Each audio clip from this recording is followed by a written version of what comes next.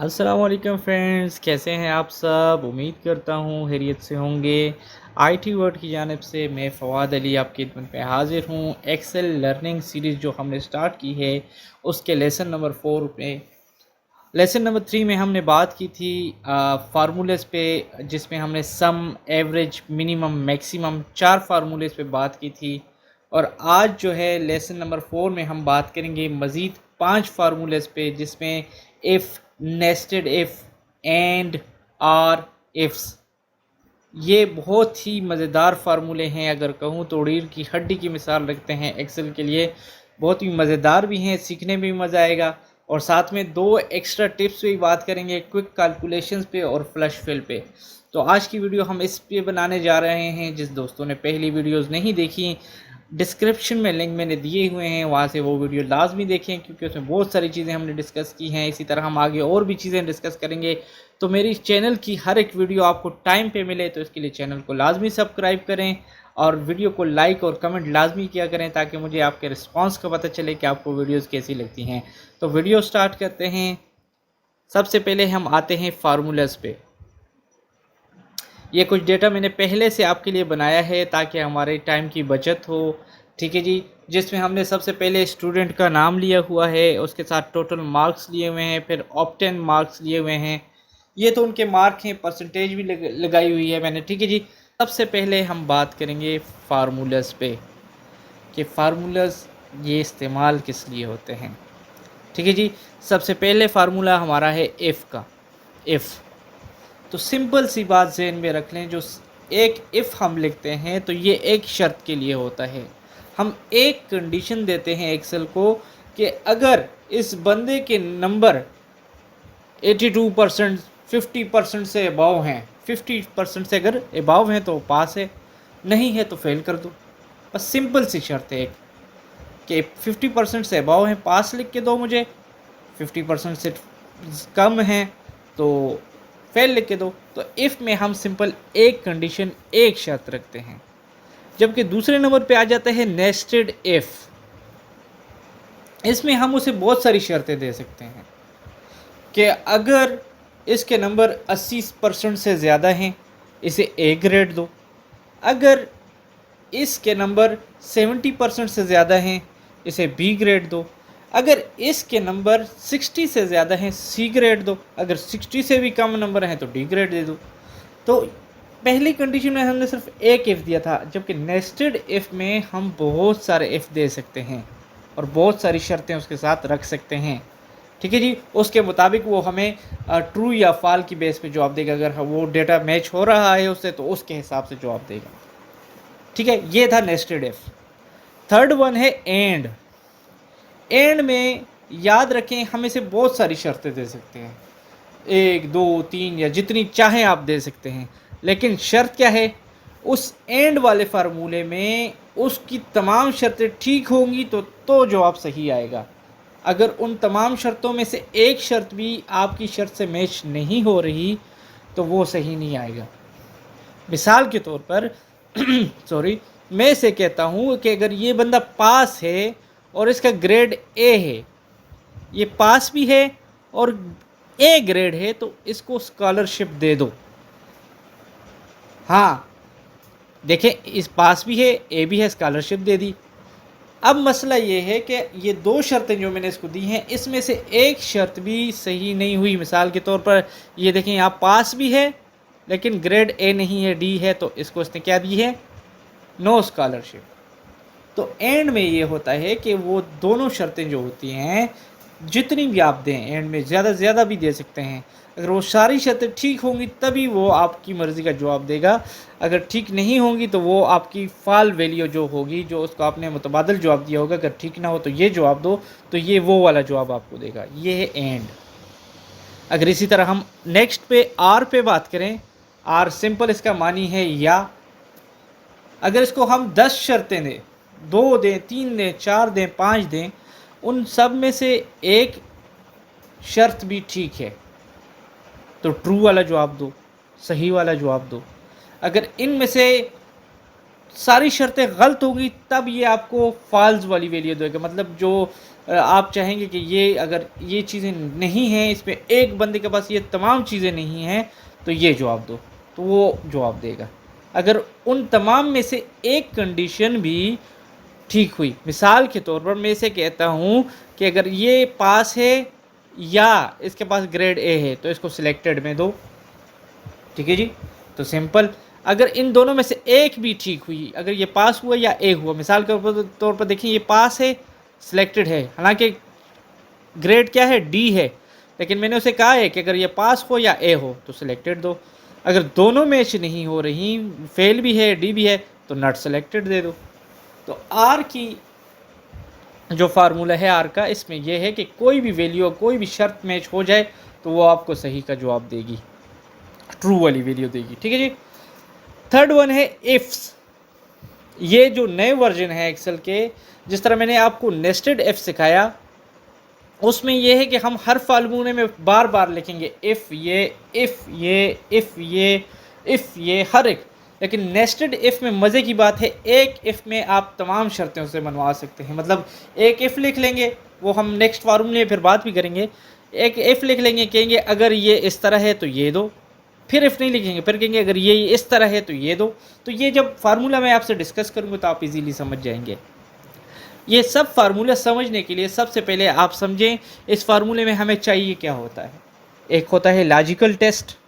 Logical test जो मैंने आम अल्फाज में आपको कहा, शर्तें, आपकी शर्त क्या है कि फ़लाँ सेल फ़लाँ से मैच करे, फ़लाँ सेल का डेटा ये हो, परसेंटेज 82% ये है, मैं कहूँ E2 जो है 80% से अबव हो, तो ये मेरा एक लॉजिकल टेस्ट है, ये मेरी एक शर्त है। तो इसको हम लॉजिकल टेस्ट कहते हैं। ये एक भी हो सकता है, दो भी हो सकते हैं, तीन भी हो सकते हैं और ज़्यादा से ज़्यादा भी हो सकते हैं। दूसरी है ट्रू वैल्यू। अगर ट्रू वैल्यू वो है, अगर आप कहेंगे मेरी शर्त ये है कि ये 80% से ज़्यादा हो तो ए दें, तो जो ए है वो आपका ट्रू वैल्यू होगा। जो आपको मतलब चाहते हैं कि इसको ये वाला पॉइंट मिले, ट्रू वैल्यू जो है ए है। अगर ये ना हो तो जो दूसरी वैल्यू होगी इसकी मुतबादल, उसे हम कहते हैं फॉल्स वैल्यू, ठीक है जी। तो ये वैल्यू ट्रू सही वैल्यू, फॉल्स गलत। अगर ये ठीक है, मेरे शर्त के मुताबिक है, तो ये वाली वैल्यू दो। तो ट्रू वैल्यू में हम उसको वो वैल्यू देंगे कि क्या आना चाहिए। जिस तरह मैंने कहा कि अगर ये 80 से ऊपर हो तो ए दो, तो ए मेरी ट्रू वैल्यू थी तो इसने ए दे दिया है। अगर ये ट्रू नहीं है तो बी दे दो, वो फॉल्स हमारी क्या होगी, बी होगी। तो इसमें हम फार्मूले पे नेक्स्ट भी बात करेंगे। आखिरी जो शर्त है वो है if logical test or value contain text. अगर हम फार्मूले में लॉजिकल टेस्ट में लिख रहे हैं कि अगर ये सेल बराबर है पास के, अगर उसमें मैं पास लिख रहा हूँ तो मैं उसे डबल कोटेड सेमीकोलन में लिख लूँगा, बंद लिख लूँगा। आपको मैं नेक्स्ट समझाऊँगा भी। तो जहाँ भी अगर टेक्स्ट कंटेन होगा, टेक्स्ट लिखेंगे तो उसको डबल सेमीकोलन में बंद करेंगे। तो ये चीज़ें ज़रूरी हैं इस फार्मूले को समझने के लिए। आए वीडियो स्टार्ट करते हैं, फार्मूले को जल्दी जल्दी समझते हैं। तो सबसे पहले हम बात करेंगे इफ़ पे। मैं यहाँ से सारे फार्मूले ख़त्म कर देता हूँ, ठीक है जी। मैं इसको कर देता हूँ डिलीट। सिंपल, यहाँ फार्मूला आप यहाँ भी देख सकते हैं। जब मैं फार्मूले लिखूँगा आप यहाँ भी देख सकते हैं इस फार्मूले को। सबसे पहले फार्मूले लिखने के लिए मैं लिखूँगा इज इक्वल टू इफ़। ये देखें, अब इसने मुझसे लॉजिकल टेस्ट मांगा है कि आप क्या शर्त है आपकी। तो मैंने कहा अगर ये वाला सेल, ठीक है जी, ये वाला सेल बराबर है या बड़ा है, बराबर है या बड़ा है 50% से 50% से। अगर ये जो E3 सेल था, ठीक है जी, यहाँ पे जो इसके नीचे अब आ गया है E3 सेल, ये अगर 50% के बराबर है या बड़ा है तो मुझे कामा लगा लूँगा। तो कामे के बाद पूछा कि ट्रू वैल्यू फिर क्या होनी चाहिए। अगर ये ठीक है, अगर ये जो आपने कहा है अगर ठीक है तो क्या है, तो मैं इसको सेमीकोलन में लिख लूँगा पास। तो इसको पास तस्वर करो, ठीक है। फिर कामा लगाऊंगा। तो अगर ये अगर 50% से कम हुआ तो फॉल्स वैल्यू क्या होनी चाहिए, ये भी खुद पूछ रहा है। तो मैं कहूँगा फेल लिख के दे दो, सेमीकोलन में लिख दूंगा फेल, ये और ब्रैकेट कर दूंगा बंद। एंटर कर दिया।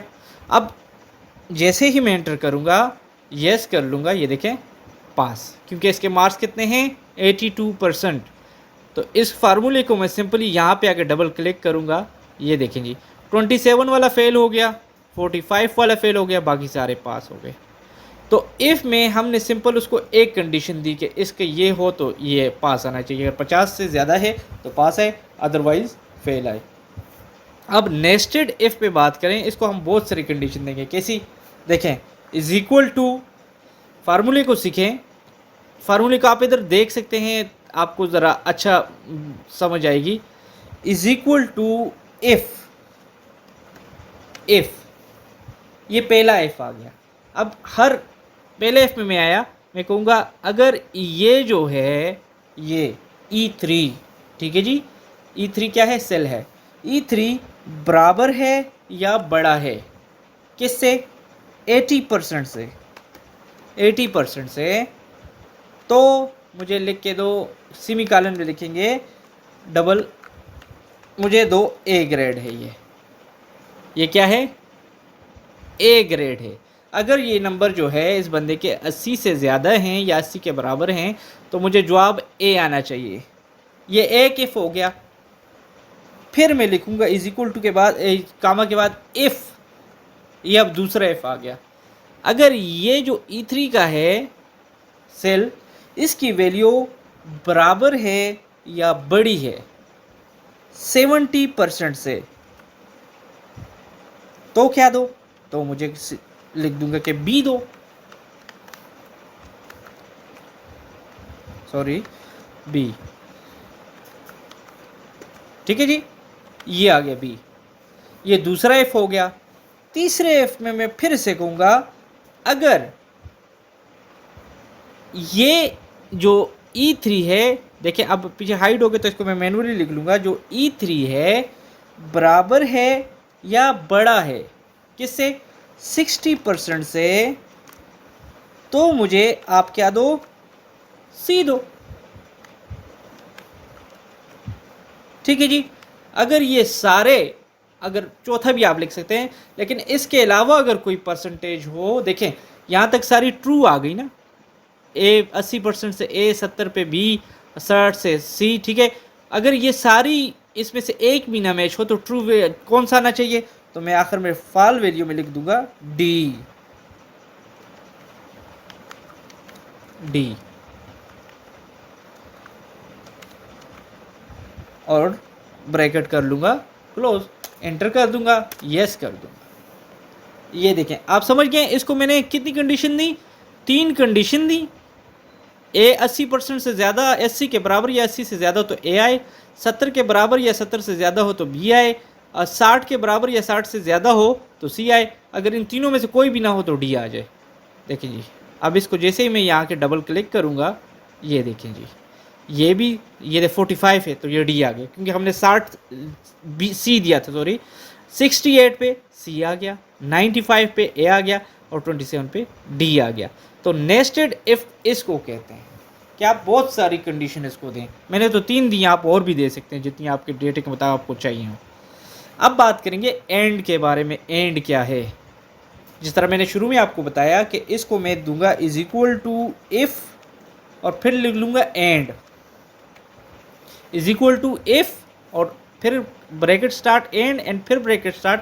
अब इसको मैं लॉजिकल टेस्ट दूंगा, इसको मैं शर्तें दूंगा कि अगर F3 बराबर है, अब मुझे यहाँ टेक्स्ट लिखना है तो मैं इसको सेमीकोलन में लिख लूँगा पास के। एक लॉजिकल टेस्ट हो गया कि अगर F3 पास के बराबर हो और G3 जो है वो बराबर हो A के, ठीक है। अब कितनी शर्तें हो गई? 2, ठीक है जी। कितनी शर्तें होगी? 2। एक शर्त हुई कि ये पास हो, दूसरी शर्त ये है कि अगर ये ए हो। तो ब्रैकेट बंद करके मैं इसको कामा लगा के ट्रू वैल्यू दूंगा। ब्रैकेट बंद की, कंडीशन दे दी, अब कामा, ट्रू वैल्यू में मैं लिख दूंगा सिलेक्टेड। अगर ये दोनों मैच हो तो सिलेक्टेड आ जाए, दोनों को पास और ए हो तो सिलेक्टेड आ जाए। अगर ये ना हो तो फॉल्स वैल्यू क्या होगी? यहाँ देखिए साथ में आपको बता रहे कि अब फॉल वैल्यू दें, तो फिर मैं लिखूंगा नॉट सिलेक्टेड। नॉट सिलेक्टेड, और कॉलम बंद कर लूँगा सेमीकोलन, और ब्रैकेट बंद कर दूंगा, एंटर कर दूंगा। ये देखेंगे अब ये पास है, ए है, सिलेक्टेड है। जैसे ही इसको डबल क्लिक करूंगा फार्मूला नीचे आ जाएगा। देखें ये भी सिलेक्टेड है, ये नॉट से क्यों दोनों मैच नहीं हो रही।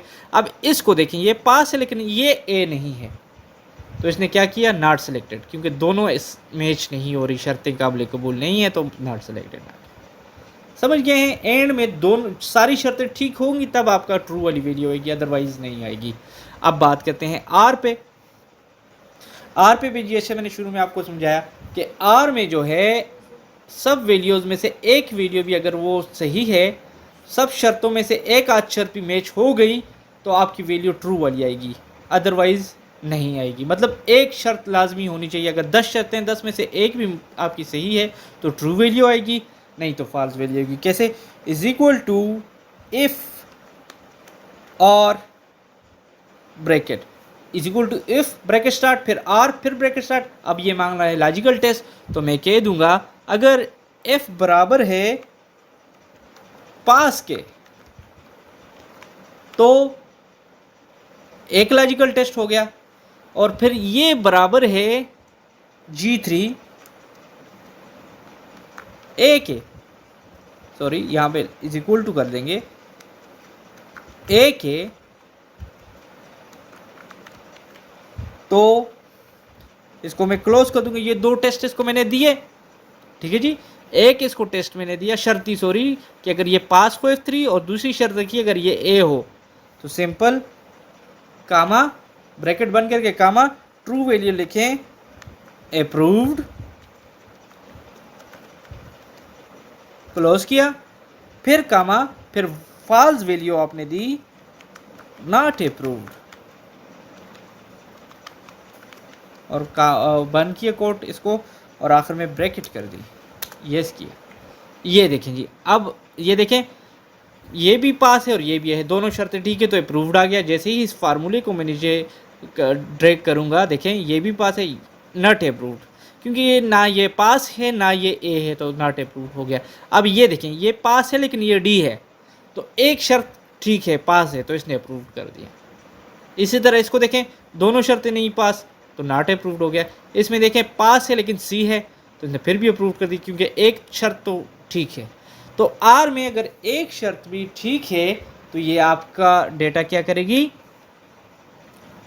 ट्रू वैल्यू में दे देगी। तो ये था आर का फार्मूला। अब हम बात करेंगे इफ्स पे। याद रखें जिस तरह हमने नेस्टेड इफ में बात की थी कि एक फार्मूले के अंदर बहुत सारे इफ हमने ऐड किए थे, एक इफ, दो इफ, तीन इफ, जितनी कंडीशंस थी इतने इफ ऐड किए थे। तो अब जो न्यू वर्जन एक्सेल के आए हैं, इसमें मज़े की बात यह है कि आप एक इफ्स के साथ तमाम तर कंडीशंस अप्लाई कर सकते हैं। कैसे, आए सीखते हैं। इज इक्वल टू इफ्स, एक बार इफ्स लिखा, अब मुझे नेक्स्ट फार्मूले में इफ लिखने की ज़रूरत नहीं आएगी। मैं सिर्फ इसको लॉजिकल टेस्ट दूंगा और वैल्यूज दूंगा। अगर ट्रू है तो ये दो, नहीं तो फॉल्स जो है वो दो, सॉरी। तो पहला लॉजिकल टेस्ट इसको मैं देता हूं, अगर ये जो है E3 इज इक्वल टू या बराबर है 80% से, ठीक है जी। पहला लॉजिकल टेस्ट ये आ गया कामा, अब इसको मैं ट्रू वैल्यू दूंगा तो क्या है, ए, ठीक है जी। एक लॉजिकल टेस्ट हो गया, अगर 80 से ज्यादा हो या 80 के बराबर हो तो ए आई। अब दूसरा लॉजिकल टेस्ट मांग रहा है, तो मैं फिर कहूंगा कि ये E3 बराबर है या बड़ा है 70% के। ये दूसरी लॉजिकल टेस्ट आ गई, तो फिर क्या है, तो फिर मैं इसको लिखता हूं कि बी आए। ये दूसरी कंडीशन दे दी। आपने ख्याल किया हो तो उसमें हमने बार बार इफ लिख रहे थे, यहां हम बार बार इफ नहीं लिख रहे, सिर्फ एक इफ्स के साथ तमाम तर फार्मूले हम अप्लाई कर रहे हैं। अब तीसरा लॉजिकल टेस्ट, अगर E3 बराबर है या बड़ा है 60% से, तो सी आए। ये तीसरा लॉजिकल टेस्ट हो गया। अब यहां आपने एक चीज सीखनी है, जब सारे लॉजिकल टेस्ट हो गए, अब जिस तरह उसमें हमने फॉल्स वैल्यू दी थी, तो फॉल्स वैल्यू देने से पहले आप एक बार कामा लगाकर यहां पे लिख लेंगे ट्रू, ट्रू लिखा, फिर कामा लगा लेंगे। अब इसको फॉल्स वैल्यू दे देंगे। फॉल्स वैल्यू क्या होगी? डी। अगर ये तमाम तर कंडीशन अप्लाई ना हो तो कौन सा है? डी आ जाए। जैसे ही मैं एंटर प्रेस करूंगा, ओके करूंगा, ए आ गया। देखें जी, अब इसको मैं ड्रैग करूंगा, ये देखें, ये 82% ए आया, ये 68% जो था सी आया, और 60% से जो कम है उनका डी आएगा। ये देखें 55 का डी, 45, 27 डी डी आ गया। अभी इसके साथ मैच करें, A D D C A D D. देखें नेस्टेड इफ का भी वही आंसर था और इफ्स का भी वही आंसर है। तो इस तरह आप इफ्स के फार्मूले को बआसानी इस्तेमाल कर सकते हैं बजाय नेस्टेड इफ के। अब आपको जो इसमें आसान लगे उसका इस्तेमाल करें जी। ये तो मेरा था फार्मूला। अब आते हैं ट्रिक्स पे। आज की जो ट्रिक्स थी हमारे पास, सबसे पहले थी क्विक कैलकुलेशंस। क्विक कैलकुलेशंस का मतलब ये है कि एक शीट है मेरे पास, ये जो सामने आपको नज़र आ रही है, इस तरह आपके पास बड़ी शीट है। आपको सिर्फ मालूम करना है कि इसका टोटल कितना बनता है, सम कितना बनता है, या कितने सेल में डेटा है, या एवरेज क्या है इसकी। ये 3 किस्म की कैलकुलेशन है। तो बजाय फार्मूला लगाने के आप सिंपल वो डेटा सिलेक्ट कर लेंगे। ये देखें, ये डेटा मैंने सिलेक्ट किया। अब इसकी कैलकुलेशन अगर मैं यहाँ पे आऊँ, ये देखें इसने एवरेज बता दी। इसकी एवरेज ये है। काउंट कितने सेलों में डेटा है? 7। और सम कितना बना? 18 4000, 18 4000। ये देखें, तो सिंपल मैंने इसको यहाँ फार्मूला नहीं लगाना, सिंपल इसको सिलेक्ट करना है। देखें मैं अब इसको सिलेक्ट करता हूँ, ये मैंने सिलेक्ट किया। एक ब्लैंक कॉलम भी मैंने सिलेक्ट किया आपको समझाने के लिए। देखें एवरेज क्या बनी? 3071। काउंट क्या है? 7 कॉलम है। देखें हालांकि मैंने सिलेक्ट 8 किए हैं लेकिन डेटा 7 में है तो इसने 7 शो किए हैं। और कैलकुलेशन क्या बनी? 21500। जो सम था वो 21500 बना। ये थी हमारी क्विक कैलकुलेशन की एक ट्रिक। इसके थ्रू आपको जब फार्मूला न लगाना हो, सिर्फ डेटा जल्दी जल्दी मालूम करना हो, या वो एवरेज हो या काउंट हो या सम हो, तो आप इस तरह मालूम कर सकते हैं। अब ट्रिक 2 पे बात करेंगे, फ्लश फिल। फ्लश फिल किसे कहते हैं मैं समझाऊं। मेरे पास ये नाम है, ठीक है जी, ये नाम है, इसमें फर्स्ट नेम मोहम्मद है, सेकंड नेम अली है, ठीक है जी। अब मैं चाहता हूँ मुझे सिर्फ इसके फर्स्ट नेम आ जाए आसान तरीके से, तो मैं पहली सेल में सिर्फ फर्स्ट नेम लिख लूँगा, मोहम्मद। मोहम्मद लिखा, ये देखें मोहम्मद लिख लिया। अब इसे सिलेक्ट करें, कंट्रोल प्लस ई। प्लस मतलब ये नहीं होता प्लस सिलेक्ट करें, कंट्रोल प्लस ई का मतलब कंट्रोल और ई को एक साथ प्रेस करें।